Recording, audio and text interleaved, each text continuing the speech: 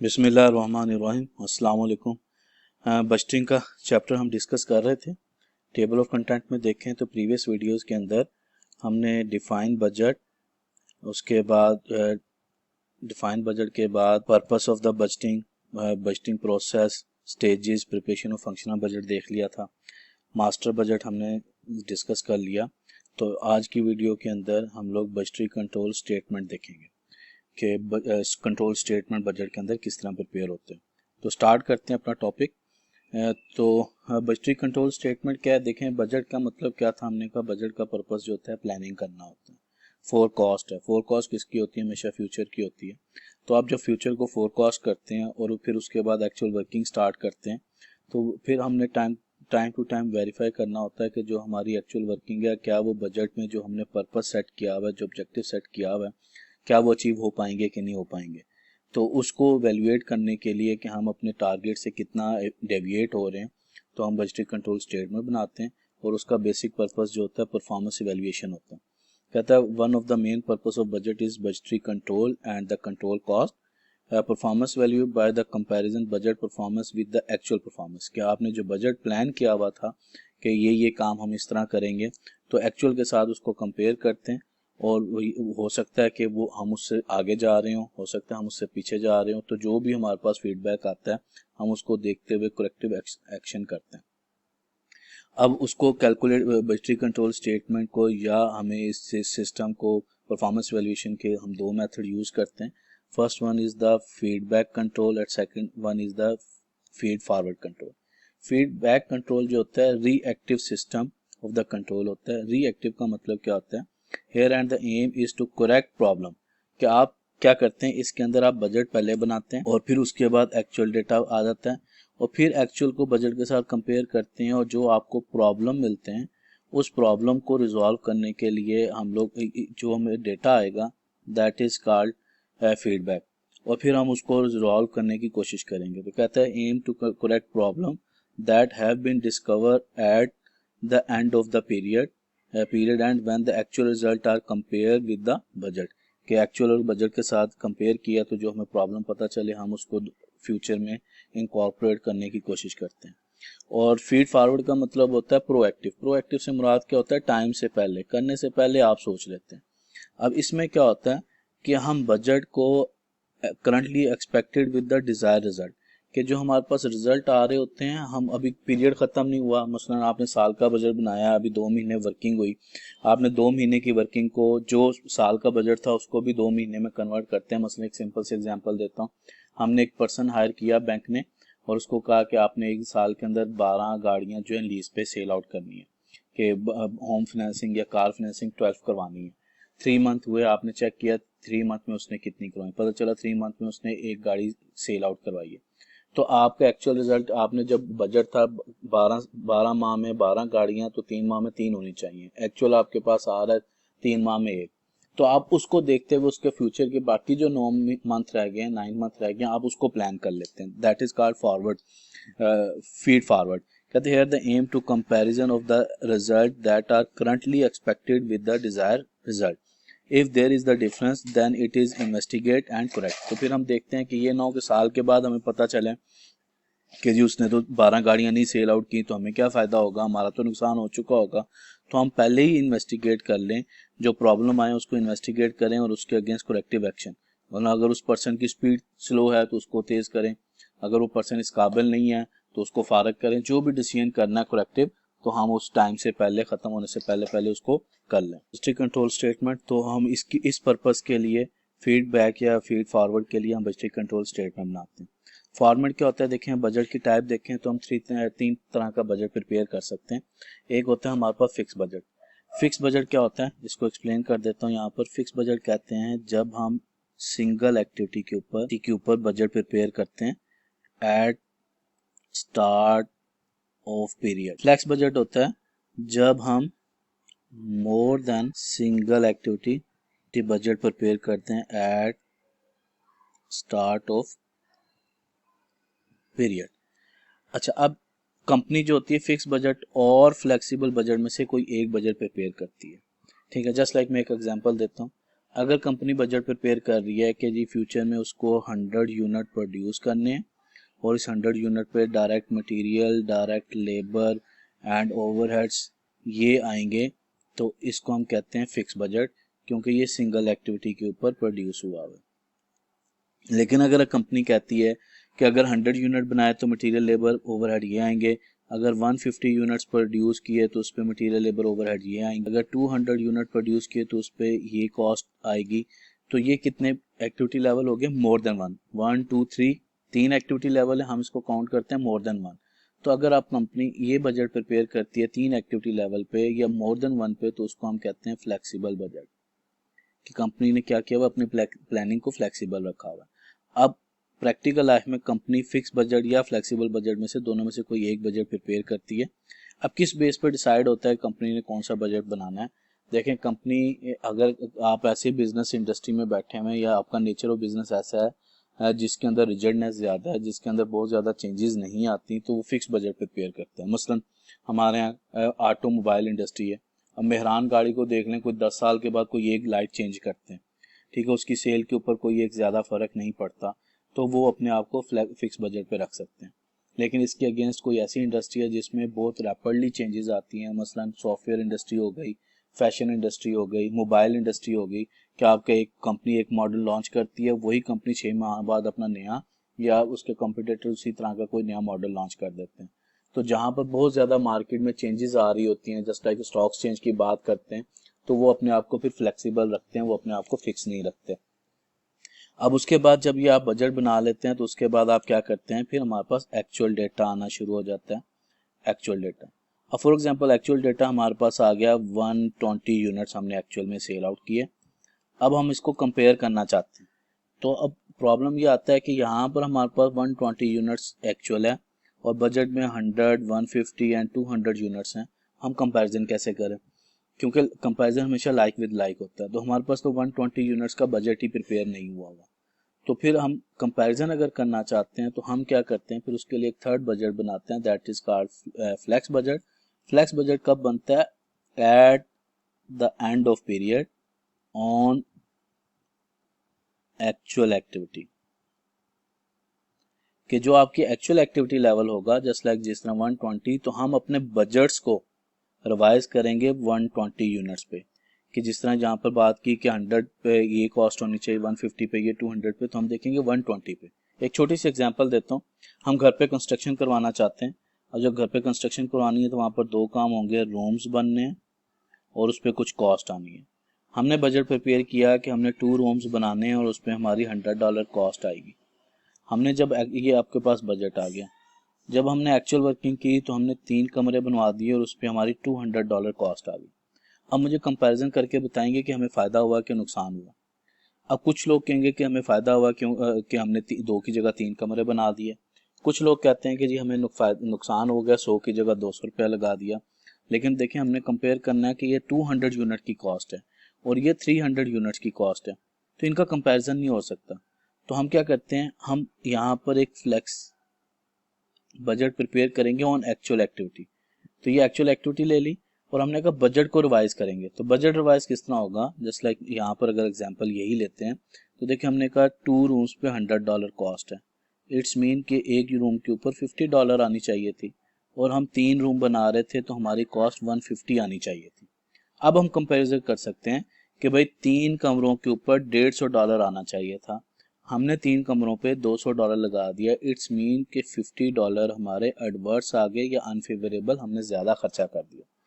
तो that is called कि actual activity level के ऊपर जो बजट को रिवाइज किया जाता है, इसको हम कहते हैं फ्लेक्स बजट। ठीक है जी, तो ये फ्लेक्स बजट था। अब हमारे पास होता है क्या है कि सम टाइम हमने ऑर्गेनाइजेशन ने फिक्स बजट बनाया होगा तो उसको फ्लेक्स बजट पे कन्वर्ट करना पड़ता है, और सम टाइम ऑर्गेनाइजेशन में फ्लेक्सिबल बजट बना होगा और उसको फ्लेक्स बजट पे कन्वर्ट करना पड़ेगा। लेकिन एक चीज़ याद रखिएगा, अगर तो आपके पास एक्चुअल एक्टिविटी और बजटेड एक्टिविटी फिक्स या फ्लेक्स अगर सेम होंगे तो हम फ्लेक्स बजट प्रिपेयर नहीं करते। फ्लेक्स बजट उसी टाइम प्रिपेयर होगा जब बजटेड एक्टिविटी और एक्चुअल एक्टिविटी में डेविएशन होगा, तो हम एक्चुअल एक्टिविटी के ऊपर बजट को रिवाइज करते हैं तो फ्लेक्स बजट बनता है। तो यहाँ पर हम एग्जांपल करते हैं, बजटरी कंट्रोल स्टेटमेंट पे क्या करते हैं, हम फ्लेक्स बजट को एक्चुअल बजट के साथ कंपेयर करते हैं और वेरिएंस आता है। वेरिएंस क्या, मसलन यहाँ पर फ्लेक्स बजट आया $100, ये था 120, तो इसमें हमने $20 ज़्यादा लगा दिए तो $20 का एडवर्स आ गया। यहाँ पर कॉस्ट थी हमारे पास 80, हमने लगाई थी 70, तो इट्स मीन $10 हमारे फेवरेबल हो गया, हमें फ़ायदा हो गया। इसी तरह हम बाकी भी, और यहाँ पर फिर हम उसको टोटल कर लेते हैं। तो एग्जांपल देखते हैं कि अगर हमारे पास फ्लेक्सिबल बजट दिया हो, अब ये किस तरह पता चला फ्लेक्सिबल है, देखें उसने क्या कहा क्वेश्चन में कि अगर 1000 यूनिट बोटल्स प्रोड्यूस होंगी तो ये कॉस्ट आएगी, 200 यूनिट प्रोड्यूस होंगे तो ये कॉस्ट आएगी, 400 यूनिट प्रोड्यूस होंगे तो ये कॉस्ट आएगी। तो उसने more than one activity level पे बजट प्रिपेयर किया, वहां से हमें पता चला ये फ्लेक्सिबल बजट है। अब नीचे वो कहता है कि एक्चुअल रिजल्ट क्या था, 12,500, कि 12,500 यूनिट अगर प्रोड्यूस किए होते इस कंपनी ने प्रोड्यूस किए तो फिर फ्लेक्स बजट बना दे। अच्छा, अब यहाँ पर देखें इशू क्या आएगा हमें सबसे बड़ा। हमने सबसे पहला जो कॉस्ट क्लासिफिकेशन का चैप्टर पढ़ा था उसमें हमने डिस्कस किया था कॉस्ट बिहेवियर्स। कॉस्ट बिहेवियर क्या होते हैं कि कंपनी में कुछ कॉस्ट ऐसी होती हैं जो फिक्स होती हैं, कुछ वेरिएबल होती हैं, कुछ सेमी वेरिएबल होती हैं। अब जब तक हमें ये नहीं पता चलेगा इसमें से कौन सी कॉस्ट फिक्स है और वेरिएबल है, हम उसको आगे फोरकास्ट नहीं कर सकते, क्योंकि फिक्स कॉस्ट ने चेंज नहीं होना। वेरिएबल कॉस्ट पर यूनिट में एक सेम होती है, टोटल में चेंज होती है, और सेमी वेरिएबल कॉस्ट वो होती है जिसके अंदर कुछ पोर्शन फिक्स हो, कुछ पोर्शन वेरिएबल होता है। तो जब तक हमें ये कॉस्ट का बिहेवियर पता नहीं चलेगा हम आगे फोरकास्टिंग नहीं कर सकते। अब अगर इस तरह का डेटा गिवन है जो हमें यहाँ पर गिवन है, तो how to identify the cost behaviour, तो उसके लिए हम क्या करते हैं, ये स्टेटमेंट्स हैं, ये याद रखनी पड़ेंगी आपको। कहता है फिक्स कॉस्ट की सबसे पहले जो ना चेक करना फिक्स कॉस्ट है, सिंपल है। तो सबसे पहले फिक्स कॉस्ट के लिए क्राइटेरिया क्या कहता है, fix cost are constant in total on all activity level, कि जितने भी एक्टिविटी लेवल हैं अगर कोई कॉस्ट सब पे कांस्टेंट है तो वो फिक्स कॉस्ट है। तो यहाँ पर हम देखते हैं हमारे पास, तो ये 3 एक्टिविटी लेवल्स थे हमारे पास। अब कोई कॉस्ट इसमें देखें तो 3036 चेंज हो रही है, 2731 चेंज हो रही है। तो यहाँ पर देखें 1000 पे 2000, 1200 पे 2000, 1400 पे 2000। तो ये देखें ओवरहेड कॉस्ट एक ऐसी कॉस्ट है जो सब एक्टिविटी लेवल पे सेम है, इट्स मीन ये आपके पास फिक्स कॉस्ट है। ठीक है, उसके बाद हमारे पास सेकंड देखें वेरिएबल कॉस्ट को आइडेंटिफाई करना है। उसके लिए वो क्या कहते हैं, variable cost are constant per unit on all activity level, per unit same है। तो अब यहाँ पर कैलकुलेशन करनी पड़ेगी। 3000 को जो 1000 पे डिवाइड करेंगे तो ये 3 आएगा, 3600 को 12 पे डिवाइड करेंगे तो ये 3 आएगा, 4200 को 1400 पे डिवाइड करेंगे तो ये 3 आ रहा है। ठीक है, उसके बाद इट्स मीन कि ये पर यूनिट सेम है तो ये वेरिएबल कॉस्ट होगी हमारे पास। इसका 2700 को 1000 पे डिवाइड करें तो ये 2.7 आता है, 3100 को 1200 पे डिवाइड करें तो ये 2.5 आता है, और इसको इस पे डिवाइड करें तो ये भी 2.5 आता है। तो इसका मतलब है ये तो पर यूनिट सेम नहीं है, तो मटेरियल में पर यूनिट सेम आ रहा है तो मटेरियल जो है वेरिएबल कॉस्ट है। थर्ड देखते हैं, तो कहता है सेमी वेरिएबल कॉस्ट क्या होती है, कहता है ना टोटल में कांस्टेंट होगी ना पर यूनिट में कांस्टेंट होगी। तो यहाँ पर देखें हमारे पास एक ही कॉस्ट रहेगी थी लेबर, ना तो वो टोटल में कांस्टेंट आ रही है और ना वो पर यूनिट में कांस्टेंट आ रही है, तो इट्स मीन ये हमारे पास सेमी वेरिएबल कॉस्ट आ गई। अब वेरिएबल कॉस्ट में हमने क्या कहा कि पर यूनिट कांस्टेंट होती है, तो जो आगे हम कैलकुलेशन करेंगे 12,500 वहां पर भी $3 पर यूनिट हो जाएगी। फिक्स कॉस्ट हमने कहा कि ये चेंज नहीं होती, इट्स मीन इस यूनिट के ऊपर ये वहीं पे 2003 रहेगी। अब ये जो सेमी वेरिएबल कॉस्ट आ गई हमारे पास एक, इसको कैलकुलेट करने के लिए हम मेथड यूज करते हैं डिफरेंट। मसलन इसको कैलकुलेशन के लिए वर्किंग वन कह देते हैं, इसके लिए हम हाई लो मेथड यूज कर सकते हैं। ठीक है, आपने मैथ में ये पढ़ा होगा, नहीं तो रिग्रेशन आपने ज़रूर पढ़ा होता है। ठीक है, जिसके अंदर हम ये इक्वेशन बनाते हैं y is equal to A plus B X, A और बी का फार्मूला पुट करके तो हम रिग्रेशन रन करते हैं। तो ये दो मेथड सिंपलेस्ट मेथड है, ये यूज़ करते हुए हम सेमी वेरिएबल कॉस्ट को आगे फर्दर फोरकास्ट कर सकते हैं। तो आई थिंक सो जब हमने कॉस्ट क्लासिफिकेशन का चैप्टर पढ़ा था वहाँ पर हमने ये डिस्कस भी किया था। तो यहाँ पर भी एक दफ़ा दोबारा कर लेते हैं। तो अब अपने क्वेश्चन को सॉल्व करते हैं। ये हमारे पास क्वेश्चन था जी। तो सिंपल हमने कहा कि हमें यहाँ पर अब 12500 यूनिट्स के ऊपर बजट प्रिपेयर करना है। ये हमने कैलकुलेट किया, मटेरियल $3 पर यूनिट आ रहा था। तो यहाँ पर भी हम क्या करेंगे, 12500 मल्टीप्लाई बाय 3 कर देंगे। तो मल्टीप्लाई करें तो हमारे पास ये वैल्यू आ गई $3750 में। उसके बाद हमें ये पता 500, उसके बाद हमें ये पता था कि ये 2000 ही रहना है, 2000 रहेगा तो ये आ जाएगा हमारे पास 2000। सॉरी, इसको सिंपल कर लेते हैं हम लोग, ये 12500, इसको एक ज़ीरो कम कर लेते हैं। उसकी रीज़न है कि वो फिर दरमियान में वैल्यूज़ आ जाएंगी जी। अगर ये हमारे पास 1250 हो तो 1250 मल्टीप्लाई बाय 3, तो ये हमारे पास आ जाएगा 3750। उसके बाद हमें ये पता है ये फिक्स कॉस्ट है, ये फिक्स कॉस्ट थी, इसने चेंज नहीं होना, तो ये वैसे ही 2000 आ गई। और ये सेमी वेरिएबल कॉस्ट थी, इसके लिए हम वर्किंग वन कर लेते हैं। तो वर्किंग वन में हमने क्या कहा, हाइलो मेथड यूज़ करते हैं हम।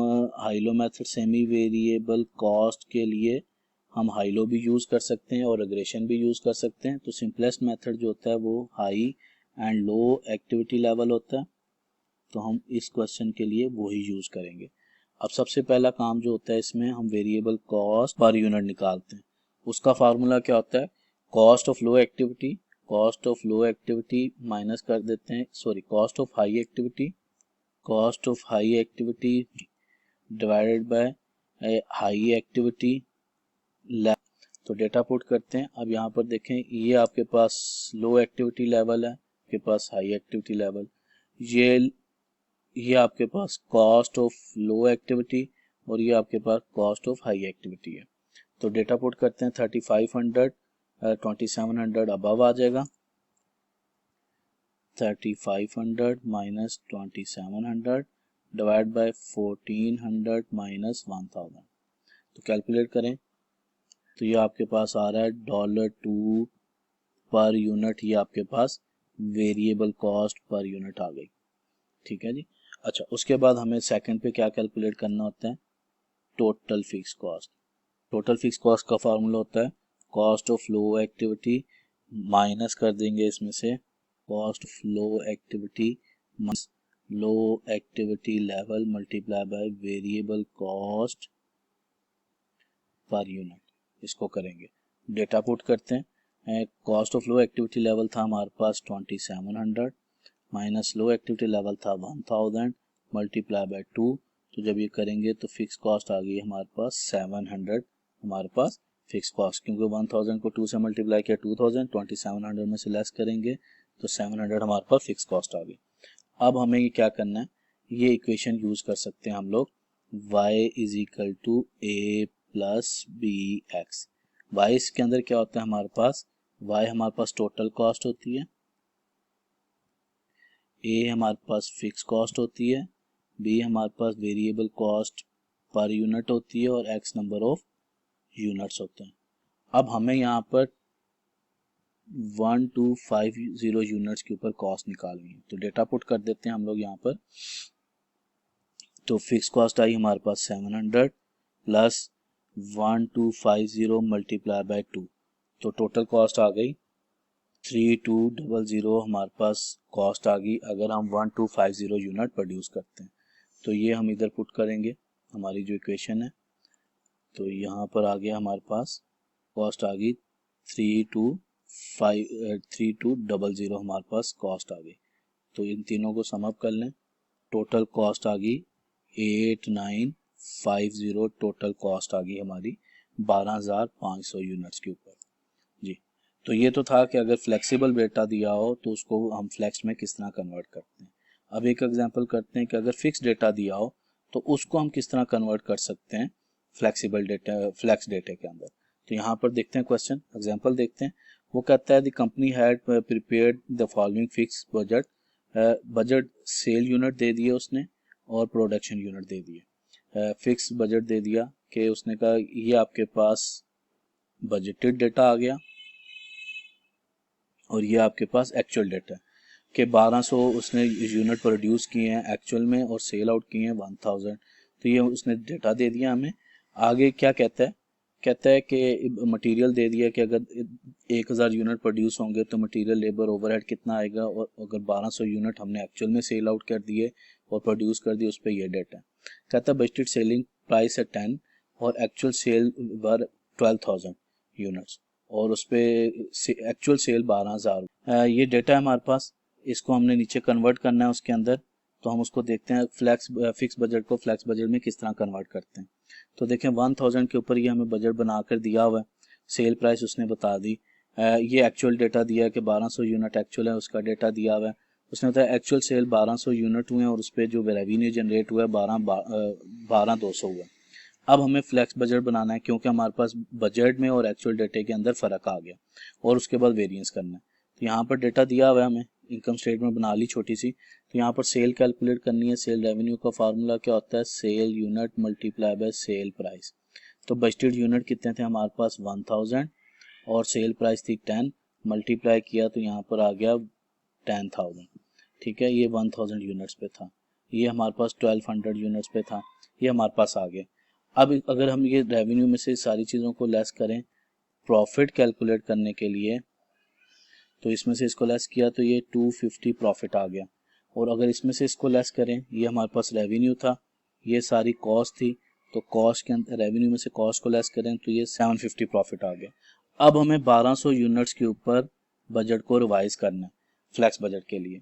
तो सिंपल सा है, हमें सेल प्राइस बताई हुई है, तो हम यहाँ पर क्या करेंगे, 1200 यूनिट्स को मल्टीप्लाई बाय 10 करेंगे तो ये तो आ जाएगा 12,000। ठीक है, हमारे पास 12,000 बन गया।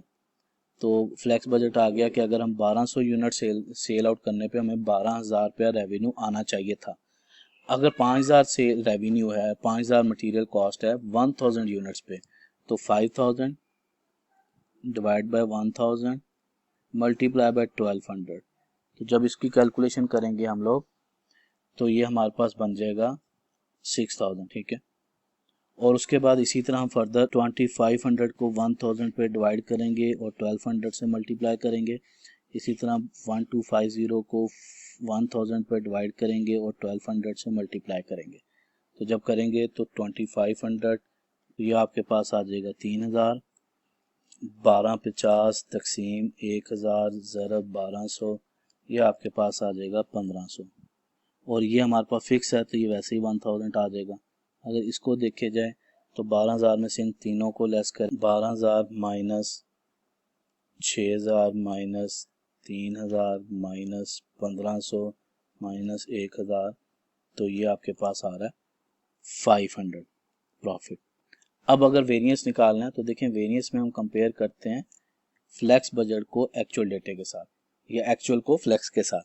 तो एक्चुअल को जो फ्लैक्स के साथ कंपेयर करेंगे तो हमें कह रहा है, बजट कहता है कि 12,000 का रेवेन्यू होना चाहिए था, हमने एक्चुअल में 12,200 का रेवेन्यू किया, तो इट्स मीन हमने 200 का रेवेन्यू ज़्यादा किया, जो हमें फ़ायदा देगा उसको हम फेवरेबल कहेंगे। यहाँ पर था कि मटीरियल लगना चाहिए था 6,000, हमने भी मटीरियल लगाया 6,000 का, ना फ़ायदा हुआ ना नुकसान हुआ। लेबर में आए तो लेबर कॉस्ट लगनी चाहिए थी 3000 की, हमने कॉस्ट लगा दी 2850, हमने कम कॉस्ट लगाई, हमें उसका फ़ायदा हो गया 150 का हमें बेनिफिट हो गया। यहाँ पर भी 15,000 थे, यहाँ पर 1500, हमें ना फ़ायदा ना नुकसान। फिक्स कॉस्ट हमारी 1000 आनी चाहिए थी, हमने 1100 लगा दी, इसका मतलब 100 ज़्यादा लगा दी, या एडवर्स हो गया। और जब हम इसको कंपेयर करते हैं तो फेवरेबल में फेवरेबल ऐड हो जाते हैं, एडवर्स में एडवर्स, और आपस में एडजस्ट हो जाते हैं। तो 2000 फेवरेबल, 1500 फेवरेबल, टोटल हो गया 350, 1000 लेस कर दिया तो हमारे पास 250 का फेवरेबल आ गया। ठीक है, अगर यहाँ से चेक करना चाहते हैं टोटल में तो यहाँ से भी देख लें, हमें प्रॉफिट आया 750 का, बजट कहता था हमें प्रॉफिट होना चाहिए 500 का, तो यहाँ से भी देख लें तो 250 का हमें ज़्यादा प्रॉफिट हुआ, वो हमारे लिए फेवरेबल है। तो इस तरह हम इसको कंपैरिजन करते हैं और वेरिएंस कैलकुलेट करते हैं। तो जज़ाकल्लाह, अल्लाह हाफिज़। आज का लेक्चर यहीं पे था।